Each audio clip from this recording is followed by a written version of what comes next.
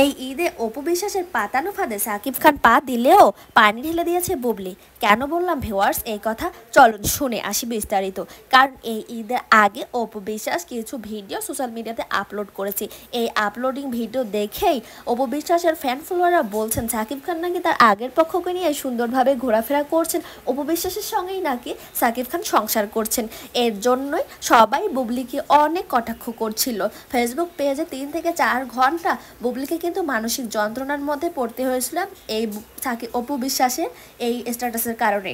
যদিও বা অপু বিশ্বাসের বলার কথা এটা সে নিজে ছাড়েনি, তার কোনো ভক্ত অনুরাগীরা ভিডিও করে পোস্ট করেছে, কিন্তু এর জেরেই কিন্তু বুবলিকে মানসিক অত্যাচারের শিকার হতে হয়েছে। তার কিছুক্ষণ পর বুবলি কিন্তু তার সব ভক্ত অনুরাগীদের কাছে সাকিব খান বীর এবং তার একটা ছবি শেয়ার করে সোশ্যাল মিডিয়াতে। এর থেকে তার উপযুক্ত যোগ্য জবাব দেওয়া হয়ে গেছে বুবলির হেটার্সদের কাছে।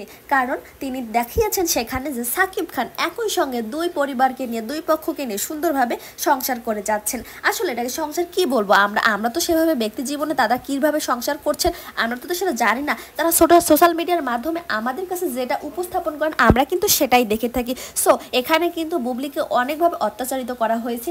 যে অপু বিশ্বাসের ভালোবাসার মানুষেরা, বুবলির হেটার্সরা বুবলিকে সারাক্ষণ পোস্ট করেছে, ট্যাগ করেছে, কমেন্ট করেছে এবং বিভিন্ন পেজে ফেক নিউজ ছড়াচ্ছে যে প্রথম পক্ষের সঙ্গে সাকিব খান সংসার করছেন। কিন্তু সাকিব খান কিন্তু বাবা হিসেবে একদম সেরা একজন লোক।